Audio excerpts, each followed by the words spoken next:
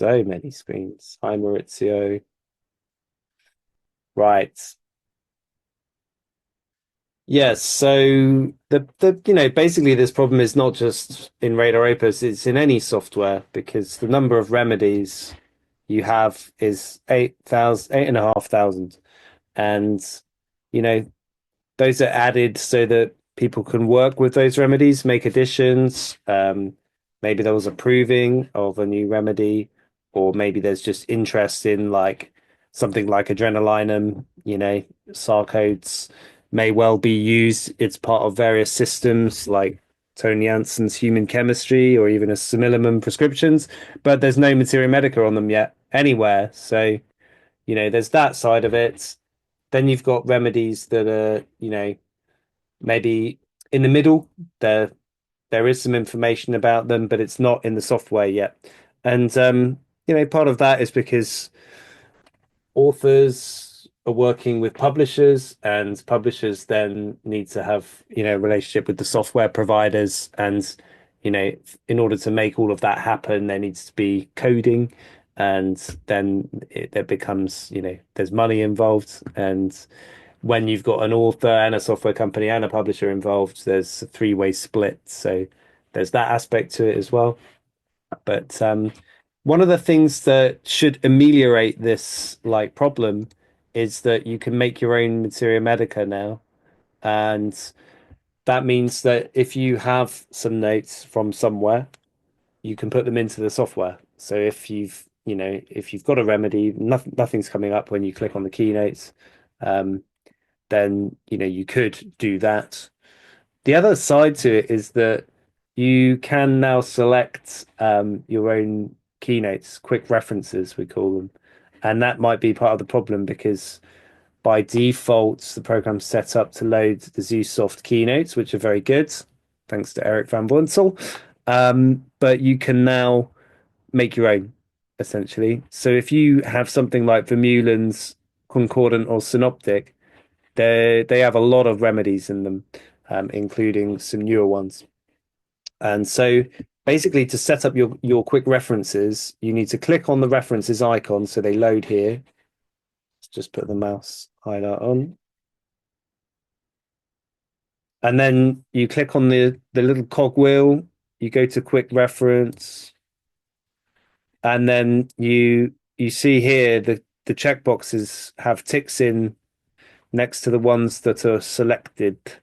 So let's say I want to add Prisma, and say I hadn't just found it like that.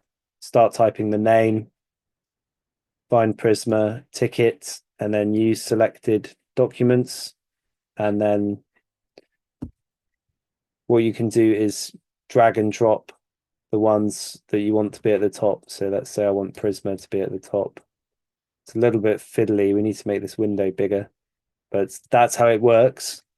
And that means that now, from now on, anytime I click a remedy in an analysis or from a repertory, it's going to load with that Vermeulen, then Prisma, then Keynote. So whatever order it was in when you set your quick references, those will come up as your Keynote documents.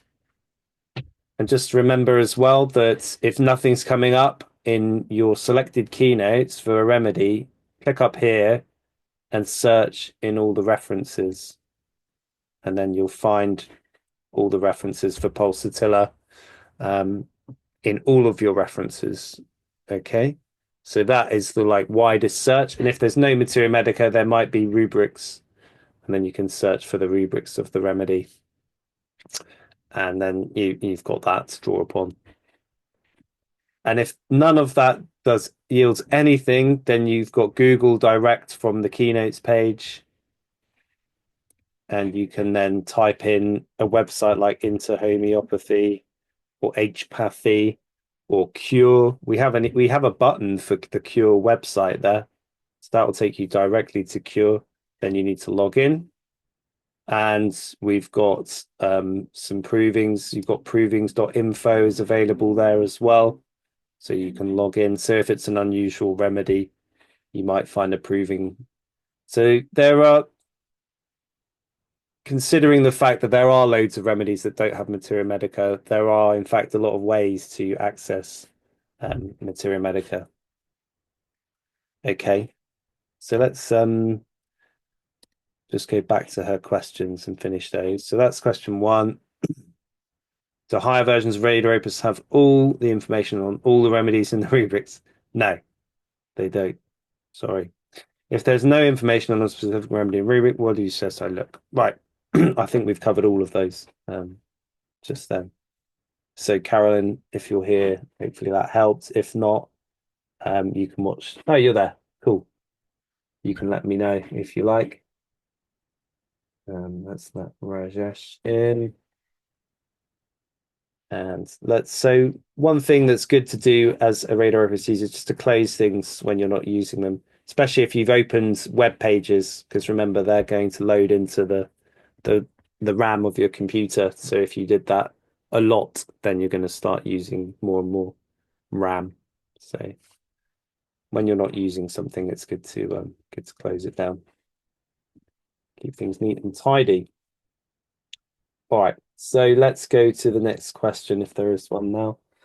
Okay, Annalie, I'm rather new at using the software. How do you choose a certain repertory? And when do you search, how do you know from which repertory it chose from? Okay, good question. So one of the ways to choose a repertory, everyone has their kind, well, not everyone, most people have their one that they know the most well. So that might be synthesis or it might be Murphy. And normally when the program loads, it remembers your last repertory that you were using. Um, so that's one way to decide, it's the one you know best. For the smaller repertories available, we created some articles which describes them and what their kind of philosophy is, what their unique selling point is. So on the website, if you go to content, click on repertories and go down, you'll see here like Berwick, Boja Berninghausen, Boja Synoptic Key, Therapeutic Pocketbook, Clark, FATAC. So if I click on the FATAC one, you'll see an article which describes what FATAC does, what it is good for, when to use it, and you can utilize this part of the website to educate yourself on those repertories. And that should help you when it comes to thinking about a strategy that suits your case, because we have to choose the best repertory for the type of case that we're working with. One example that I can quickly give is if you've got a strong causation, there's Berwick's repertory. Do you see it has 410 rubrics with cause? And when you know the exact cause and it's more of a clinical case, you might want to use Berwick's repertory. Yeah. Headache, cause, influenza, camphor, and lobelia. It's a way of cutting through a lot of the extraneous information that is there in the bigger repertories. I had a case that was from not sure if this is a cause, but from night watching, taking care of someone who's poorly and staying up all night with them. Yeah. And Berwick's repertory, night watching. The remedy was Lacvaccinum defloratum, cow's milk. And it fitted the case in terms of the main thing that was apart from this was that she felt like she didn't have a strong sense of identity, so that she couldn't go into a group of people and present herself, present her ideas. She had no confidence that stemmed from, childhood and various other aspects. The case pointed a lot to the mammals, so I only needed to look up one rubric actually, that covered the causation of her problem, which was gout. Okay. So yes, that's a little example of choosing a repertory. And if you search, Well, you can see here I searched night watching. Basically, you get this table of contents shows you the repertories where it comes up, and then you can choose based on the name which one you want to go into, and hopefully with the with that added knowledge that you'll gain from browsing these articles, you can then choose hopefully. But remember that synthesis repertory is called synthesis because it synthesizes those smaller repertories. So in general, it's going to have everything from those smaller repertories in it, albeit it will be they will be translated into the Kentian format and language because that is the basis of synthesis. So the word cause is not used in synthesis. The word ailments is used. Yeah. So there's a fair amount of trial and error involved with with learning a system like homeopathy. But that's part of the joy, isn't it? Hopefully. Can I have a further question? If I would be interested in maybe look into just 5 of his repertories and Yeah. search only in them, Yeah. how is the procedure for doing that? If you want to specify 5 repertories, the procedure is this. You click the repertories icon to load all your repertories. You need to make sure that the selection box is available. I usually hide it because I don't need to see it most of the time, but make sure that's ticked, which in most cases it is anyway. So let's say I want to use synthesis, Adonis, and Massimo Mangialavori's Suggester, and my thematic repertory, Jeremy's Q repertory, and Murphy's repertory version 3, which is here. So you've got all the ones that you want to use ticked. You go up to File and you choose Save a Document Mix here. So it's the fourth option down. Give it your name. So I'll call this demo mix. Now I understand. You need to save it. Okay. Save your mix. And then up here, when you search, you need to change to the current document mix. Okay. And not sure why. Oh, it's because I had I had all these Materia Medicas ticked as well from setting the keynote documents. So it's included those as well, which Yep. yeah, you just have to make sure you go and untick them all if you didn't want those to come up. Okay. But Thank you very much. it's no bad thing seeing extra you know, all the ailments from and Herring's guiding symptoms. Nice. Anyway, yeah, you're welcome. Let's see. Carrie's question is next. When saving a clipboard, if I decide to add a rubric, do I overwrite the first clipboard or save as another name? How do I keep previous clipboards and save new ones under the same name? The entire process is confusing for me if you could do a basic overview. When you say save as another name, you mean like a patient, essentially. Well, that's what I understood. So let me just break it down. This is what I would do. Different people do different things for patients. So let's open this patient. Let's start a new one. Create a new patient. Go to the administrative window.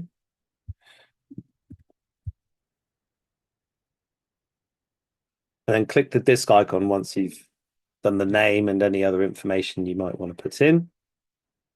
Click consultations. Then you can type the notes of the case if you like. Symptoms themselves, the actual language, or the case overview, whatever you like. One of the benefits of the patient file is you can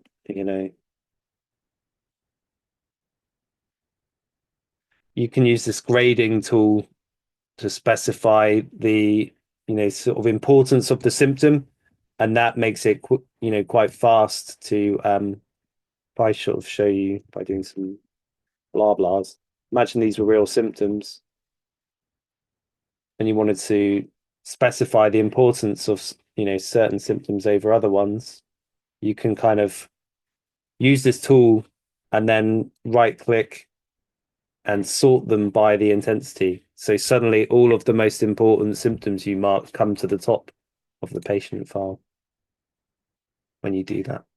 So I use that a lot to help me manage the amount of information in a case. Anytime you make a change, this disk icon is highlighted and you click on it and it goes gray and it shows that it's saved. And essentially, yeah, we want to add some symptoms. So I'll open synthesis and just to demonstrate, I'll show you a nice trick as well. So we've got the symptom mind abrupt, and it comes with all these cross references. And you can take all the cross references in one go by going to the take menu, click the bottom option, take also the cross references individually, take. So now I've got an analysis to work with. And it shows me the most sort of abrupt and related symptoms. Shows me the remedies that are most, you know, in that zone, which is also quite interesting and quite fun to learn in that way. Anyway, so now I've got my first analysis, let's say for this first consultation. I'll click the disk icon. Now that's all saved. And you can see when I click on the overview, I've got the date. If I'd entered a remedy, that would be there, and I've got the symptoms. So let's enter a remedy. Let's say it's Nux, Vomica, 1M, single dose. Okay, save. So now when I click here, I can see the remedy, the analysis, the consultation date. And so the patient comes back. So I click add a new consultation. So I've got the second one here and the first one there. So the first one I can still look at. You can, of course, make the text bigger, which normally I do, but I'm working in the beta version at the moment. And I can do my little trick of seeing the most important symptoms at the top, typing the case here, and then I want to make a new analysis for the second consultation. Some people like to see the old one in clipboard 1 and they want to have the second one in clipboard 2. So I think this is what the question was alluding to. And then I would go and make my next repertorization and put that into clipboard 2. And you could go up to like 12 times if you have the diamond package in terms of seeing all of the consultations like that. I personally don't do it like that. I usually clear the first clipboard and start again with the next consultation because you can easily click here and jump back to your first repertorization and go between them. And it becomes more clear when you have them separated out like that. Otherwise, but yeah, it's up to you. And if you right click the clipboard, you can change the name and you can say, this was the follow up, this was the first consultation, that sort of thing. But I tend to use my clipboards in quite a flowing way. Like clipboard 1 will be the kind of repertorization that usually gets discarded because it's a bit chaotic. And then clipboard 2 will be, there'll be more structure and more strategy about what I'm doing with the repertory. And then clipboard 3 I might pull out the mentals and have them in there and separate them from the physicals. Clipboard 4, I might, use a smaller repertory and just one pinpoint rubric. Clipboard 5, I might start researching remedies and do reverse repertorization in those. So it becomes like a whole, like a work area basically, and you have these different clipboards to reflect different parts of your working process. So, Carrie, I hope that given you that overview that you were wanting. Okay, and Debs, what was I doing when you made that comment?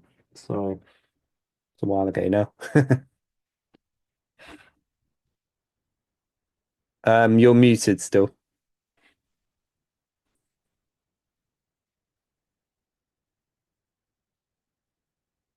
Hang on.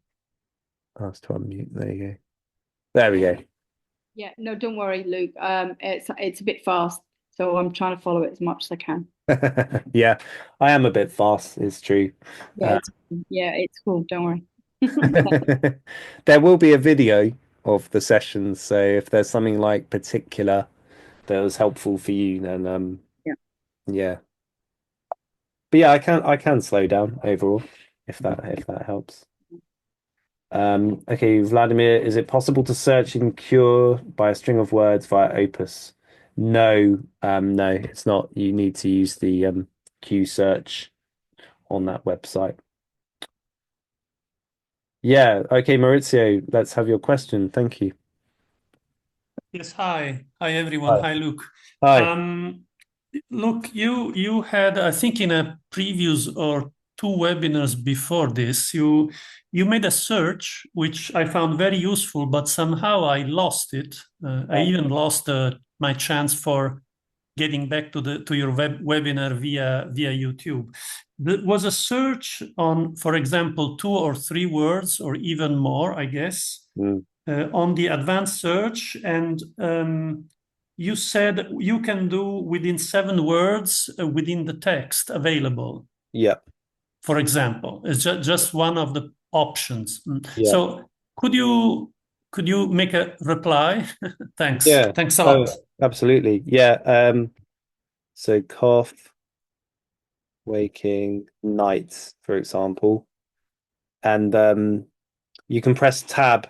Normally, the way RadarOpus works is that you type the word and the list comes up of the possible words in our database, and you press enter twice to drop down to the next word. But if you press tab, you don't have to press enter twice normally. Maybe it's not working now. Anyway, enter twice or tab. So cough, waking, night, enter twice. And then you just click on this bit here and then set the word wrap, 7 words. And then up here, you choose all references, and that allows you to search, within the Materia Medica rather than just within the repertory. You've got 194 hits in 198 volumes. And yeah, normally you can then use the graphic analysis tool, which isn't working at the moment in this beta. So I'm not going to do that because then it will crash. But the other thing you can do is view all documents in one list, and you can create your own rubrics direct from Materia Medica. And because you've specified this word wrap, they should be all fairly correct, because the words have to be found together. It doesn't find them in disparate parts of the same Materia Medica document. Do I have room for another very quick question? Yeah, of course. Let's say I want to choose within the family members of snakes, Yeah, which one has the most, let's say, as an example, rheumatic symptoms. Is there sure. any chance I can do it? Yes, yes. So what I would do for that is to, let's say, I'm going to search in repertories now, and I'm going to search for rheumatism or any word ending of rheumatic, rheumatoid by putting the asterisk there. Then synthesis has 655. So I'll just add all of those into one rubric. So the shortcut to do that is Control Enter, or you right click anywhere in the search screen and then choose to add them all into one rubric. So then I've created one ginormous rubric that's to do with anything rheumatic. And that is, in general, a way of using synthesis and getting broader symptoms, because the symptoms tend to be more sort of refined. If you want to work broadly, this is the way to do it. Then if we find a snake, actually that function is also not working on the beta. So go to there's two ways to limit to a family. One is click on the families, type the family, and then right click limit. And then you'll see here by the degrees that lachesis and nausea are a higher degree, followed by the two different rattlesnakes there and elaps. This means you suggest to make the wider rubric possible that would be related to the topic you're looking for, and then you select, as always one can do in every normal repertorization as well. I mean, the thing you have just done with snakes can be done also on a list of symptoms randomly. Correct. Yeah, I see. Yeah, so it's from the repertoire, it's not from a straight research on the question I was raising before. Just asking on a general, let's say from the family point of view. There is a step in between, which is repertorizing a possible rubrics that for you will represent that topic, right? Yeah, I think that's the best way to achieve it using RadarOpus. Okay. Yeah. Thanks a lot, by the way. Yeah. Great. You're welcome. Yeah, not a problem. Good question. Good technique. So yes, Maurizio is right. If you have a full repertorization, then you can easily apply, a filter. Let's see what the next absorbed. If we imagine this was our repertorization, we can look at all of the snakes, and lachesis is always going to be first because it's the polycrest snake. But elaps may jump out, and if you read the Materia Medica of elaps, you may find a better fit, especially if you check synoptic reference, which is the most up-to-date of Vermeulen's and has more contemporary clinical contributions, like from Bakar, Master, Boger.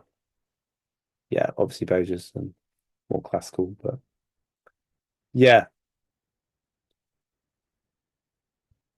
I found this to be true of the elapse patients I've had. Creative. All right, let's go on then. Julek, I have the diamond version, but I'm curious what some of my students see with some of Radar's cheaper versions. Is there a way of turning my version into versions that have fewer options, just to see what my students have access to? Unfortunately not. No. No. No. The way to gain a sort of overview of that is from the website, and you go to, so the engine types shows you what functions they will have, looking at each different package. So that's one side of it, and the other is the content side. So RadarOpus.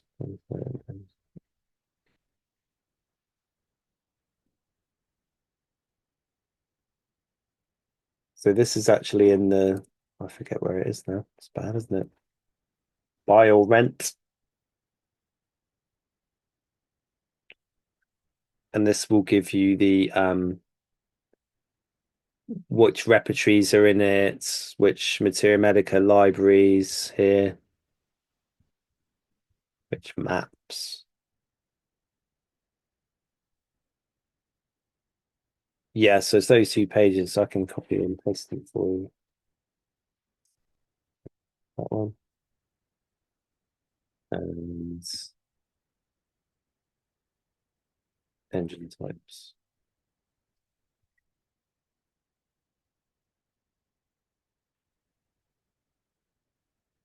Okay, so we'll have Debbie's question, and then we'll come to you, Madhur, and you can ask it with your mic. So how can you add a remedy to a rubric, says Debbie. Yeah, at the moment, you can add remedies to rubrics in Synthesis, Treasure Edition, or Adonis. And essentially, let's say we wanted to add something to Absorbed. You go to Additions, and add a remedy. And you can add remedies with the silver package upwards, but the more complex editing tools require different engine. So you go to add a remedy, and then you choose a remedy or a family. See here, I have a crystal structure from Tamanello's book, and then you click OK, and that's it.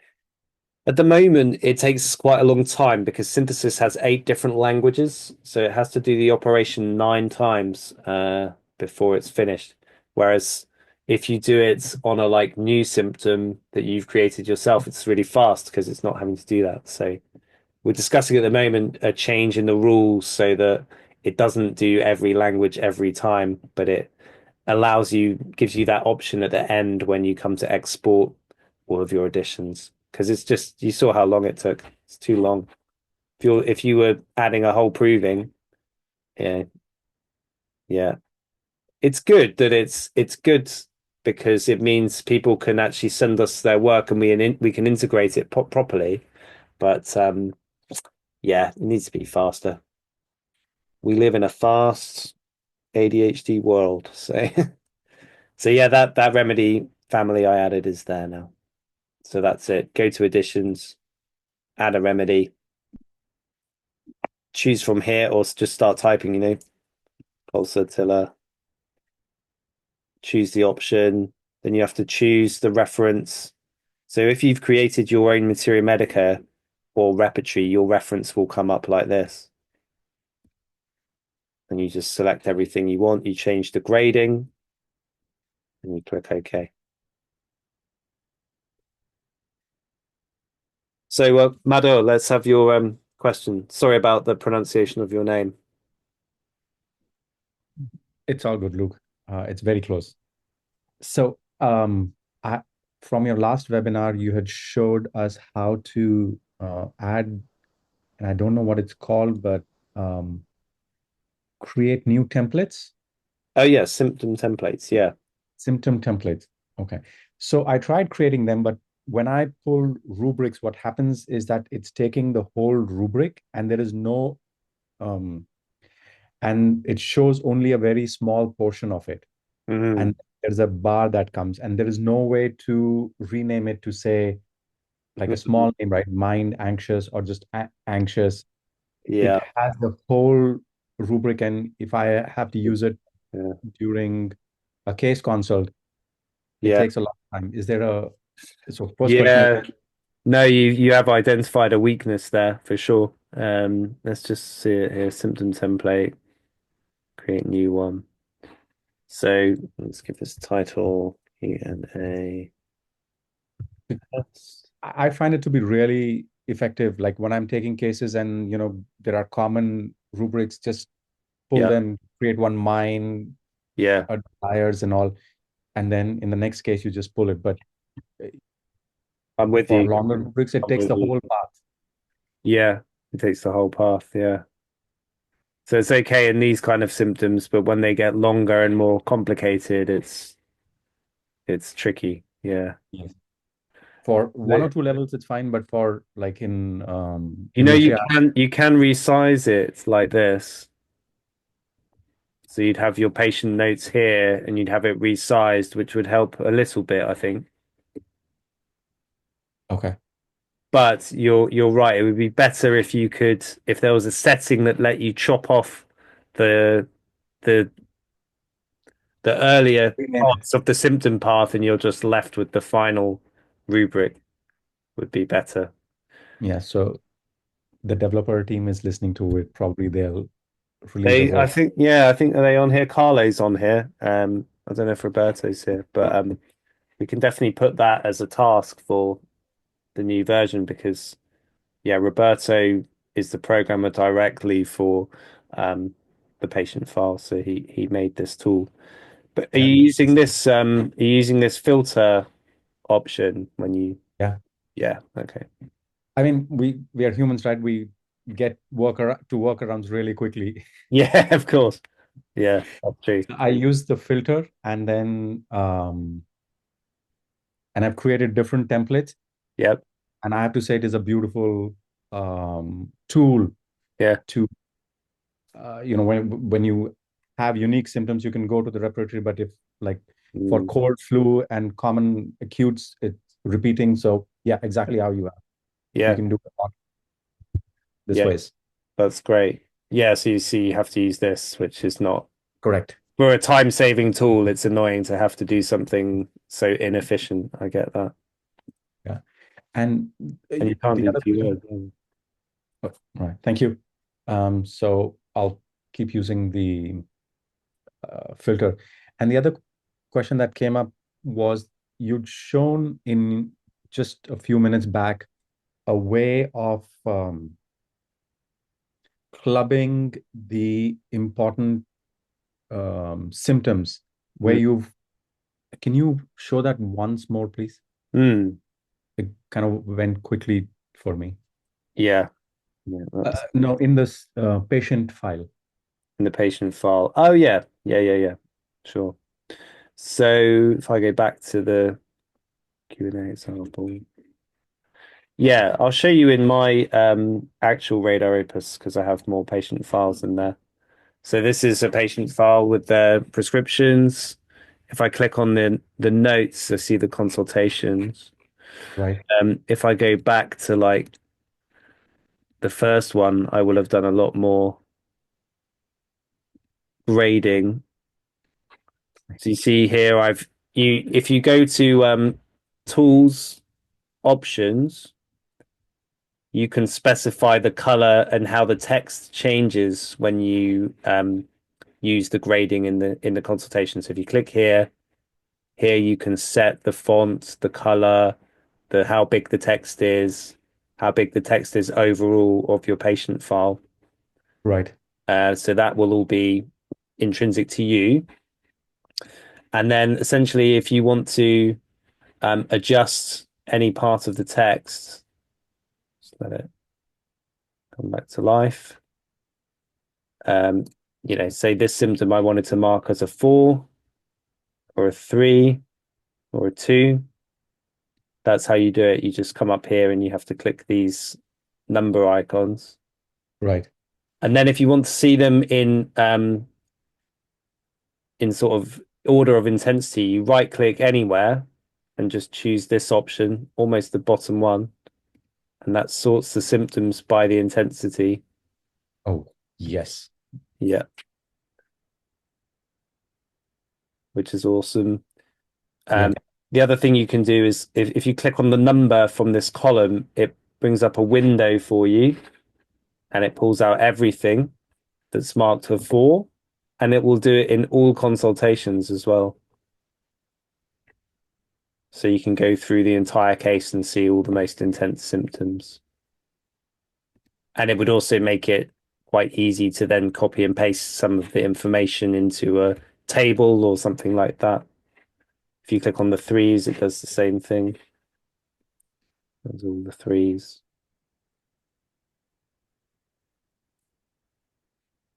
This will be very helpful in follow-ups. Yes. Yes, very much so. Over here on this right side, you've got the facility to add tags to the symptoms. So if you click here, there's a list of tags that come with the software that relate to things like miasms and from different authors. But when you click on the plus icon, you can create any tag you like. So say something that's, relevant to your practice, your way of understanding a case, like it's part of an acute or part of a chronic or anything you like. Any way you want to define the information, you can do it using these tags. Right. So you see, I've said this thrill from war zones might be related to the bromatums. And if I click on that, it'll show me all of the bits where I made that tag. Brilliant. So you can, obviously you can do it any way you like.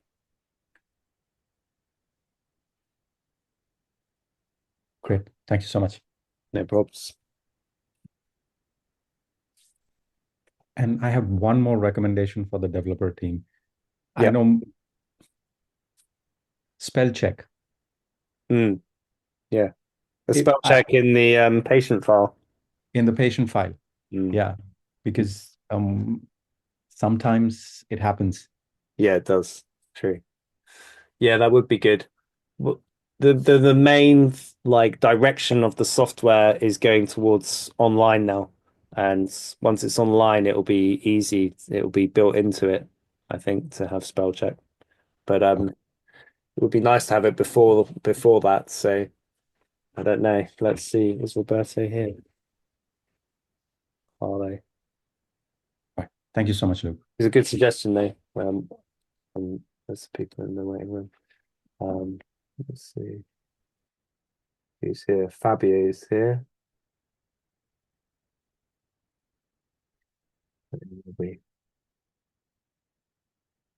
Okay. I will remember that, hopefully. Okay, Carlo says spell check is coming. So, yeah. Carlo needs it too. Carlo, how many patients do you have in your RadarOpus? Wait, I have a 6,000 patient. 1,000 patient files. How about yourself, Madhu? How many do you have at the moment? I'd say in hundreds, about 400-500. Yeah. Not. Yeah, it's really worth using if you can. What am I on? 500 now. Yeah. Okay, spell check coming. Right, Henriette. Can I get a mark on the lines in the clipboard when I hover over with the mouse on the remedy so it gets more clear? Or when you hover over the symptoms, a marker on the lines in the clipboard. Yes, you can. You can. So in your analysis window, click on the cogwheel, which opens the settings for whichever part of the program you're in, and click on Show the Grid. And then hopefully that's what you're after. Carolyn, how do you sort remedies with the highest to lowest in the rubrics? Yes. Open your repertory. Click the settings icon. Go over here to remedies and authors and change this to descending degree. The default is this ascending abbreviation, and we change it to the bottom option there. And that's how that's done.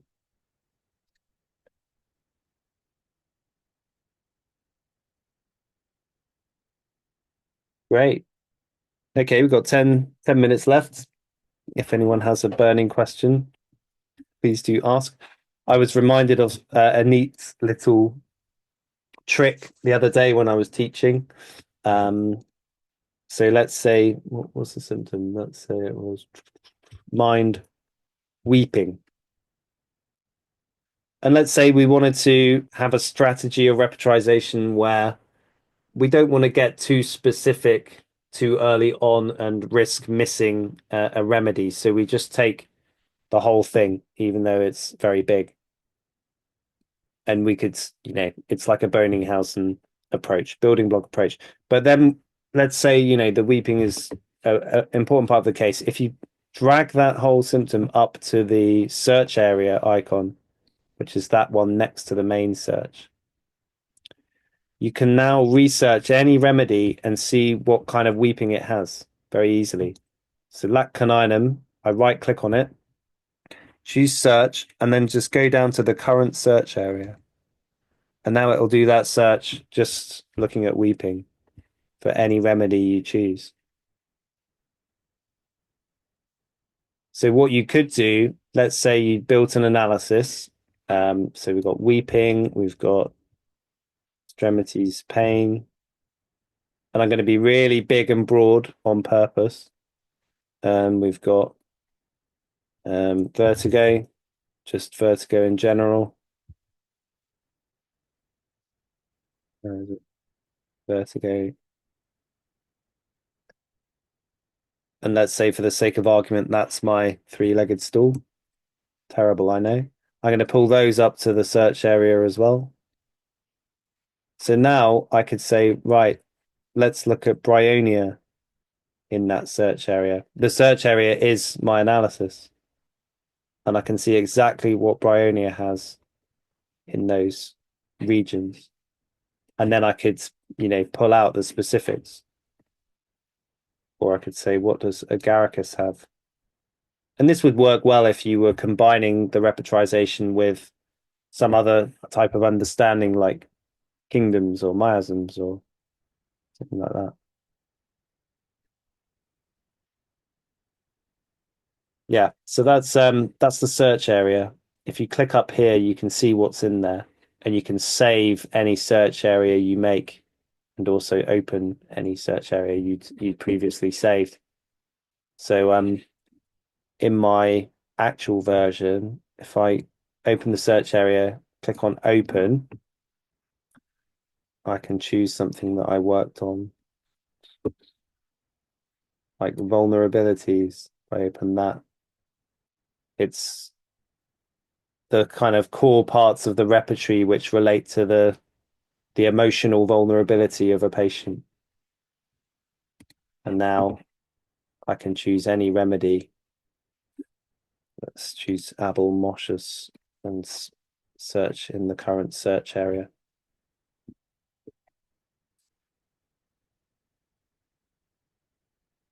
So it's a way of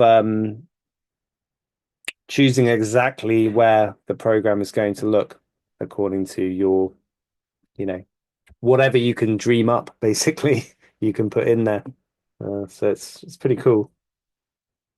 It's a hidden feature. So Andrea, what does it mean when you say the software is moving to online? It means that there's the main development that's being funded by the guy who owns the software is he wants to invest in an online program. So it means that RadarOpus will continue to be developed, and they'll both be developed. And then after, I don't know, maybe 10 years or something, it might be the case that it becomes only the online software that's still being actively supported. But as long as you still use the computer and operating system that work now, or let's say in 10 years' time, if the development were to end, you would still probably get another 10 years by using the same, computer, etc. But yeah, so the online, the benefit of having an online software means that you never have to install it. You don't need lots of space on your computer. There won't be kind of like crashes or bugs relating to Windows or Mac or anything like that. So it should be quite an exciting prospect, and it will mean that any changes that are made will happen in real time to everybody because it will all be on a server. So yeah, it's the way it's all going, basically. Luke, can I ask a question about the toolbar? Yeah, go on. My toolbar is really big compared to yours, and it has all the words that describe the different it has under repertories, it has the word repertory, and under references, the word references. And I'm just wondering, how do I alter that? So in the main general options, you go to interface and you deselect this one, show text under icon. Oh, I see. That was a new thing we released in version 3. So that will give you some more space. The other thing, if you use a Windows computer, is to look at scaling. Not scaling. Display, and then scaling. Display settings. Scroll down a bit. Oh, so scale and layout. If you change your computer to 100% scale, RadarOpus will look more like this. The icons won't be so big. What you might then find is that you need to change the overall font size, text size here. See, I've changed mine to 140%. So even though I've changed the scaling of Windows, so these icons are quite small, when I open like Microsoft Word or something, the text size is still fine for me to work with. So yeah, those are the two areas to look at: display, scale, and text size. And then you can get something that works better for your RadarOpus. Thank you. No problem. Look, can you please re-show the one that you did where you were searching? I tried to do it, but it doesn't show up the remedy. So can you repeat that, please? Sure. So searching for a remedy, or the way that you pulled the rubrics into the search bar and it gave you an output, please. Thank you. Yeah, sure. So let's do another example. So if I want to put head, well, you can put the whole chapter in as well, actually. So if I put in the head chapter, so you just have to pick it up and drag it and make sure the mouse is actually on the search area and not the search bar itself. Then when you click on it, it will show you what's in there. So you can say, yep, that it did go in. Then I could put it in as well. And then right click on any remedy and search in the current search area. Got it. Thank you. No worries. And remember, if you right click the remedy name, you can change the degrees that you're looking for too. So I can then see all the confirmed symptoms of a remedy that's well known in those areas. Brilliant. Yeah, Thank it's you. quite a neat trick if you've made an analysis and you want to, further differentiate the remedies in there, to just do select all and put them all those rubrics into your search area, and then when you search for a remedy, it will search for all of your patient's symptoms and find you all of the smaller sub rubrics that might give you those further hints. And that's a good kind of fail safe, especially if you're new to the game of homeopathy. Trying to be too specific about your rubric choice means that you're likely to miss the right remedy by choosing the wrong rubric. And it's very easily done. So go a bit bigger with your rubric choice and then use a tool like this to see the finer shades through the sub rubrics. That'd be my advice. Okay, so I think we're there. Thanks everyone for coming. Good session. This is being recorded, right? Yeah. We'll be able to specifically find this recording. How? Yeah, I will.